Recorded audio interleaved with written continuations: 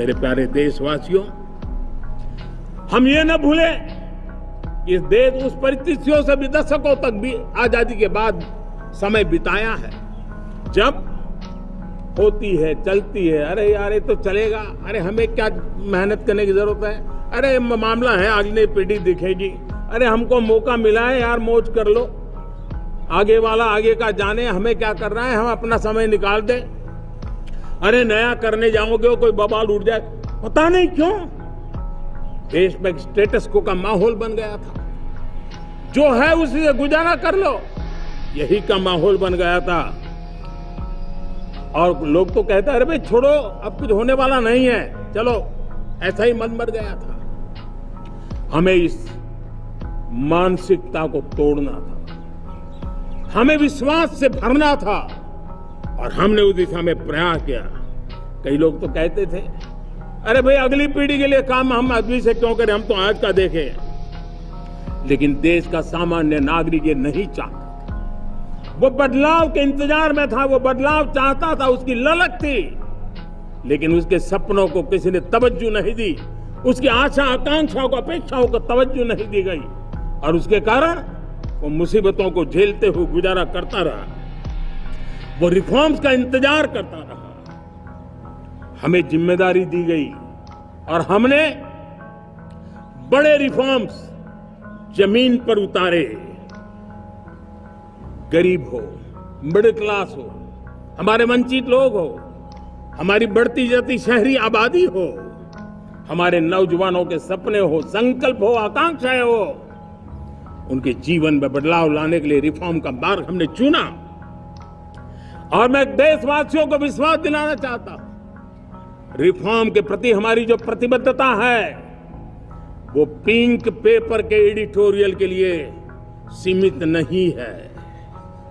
हमारे रिफॉर्म्स की ये प्रतिबद्धता है वो 4 दिन की वाहवाही के लिए नहीं है। हमारी रिफॉर्म्स की प्रक्रिया किसी मजबूरी में नहीं है, देश को मजबूती देने के इरादे से है। और इसलिए मैं आज कह सकता हूं रिफॉर्म का हमारा मार्ग एक प्रकार से ग्रोथ की ब्लूप्रिंट बनी हुई। बांग्लादेश में जो कुछ भी हुआ है उसको लेकर पड़ोसी देश के नाते चिंता होना, मैं इसको समझ सकता हूं। मैं आशा करता हूं कि वहां पर हालात जल्द ही सामान्य होंगे,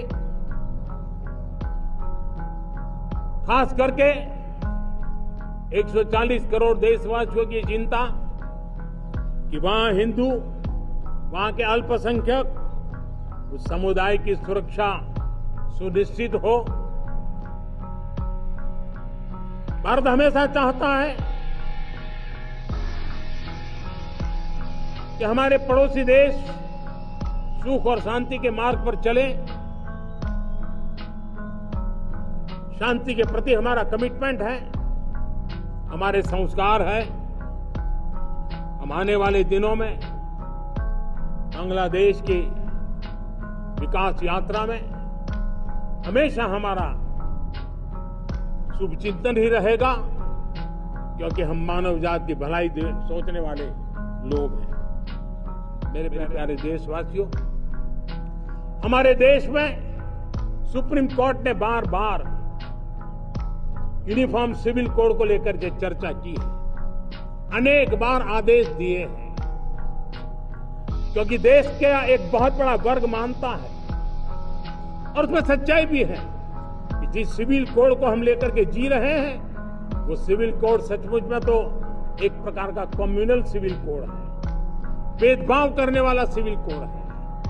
ऐसे सिविल कोड से जब संविधान के 75 वर्ष मना रहे हैं और संविधान की भावना भी जो हमें कहती है करने के लिए, देश की सुप्रीम कोर्ट भी हमें कहती है करने के लिए, और तब जो संविधान निर्माताओं का सपना था उस सपने को पूरा करना हम सबका दायित्व है।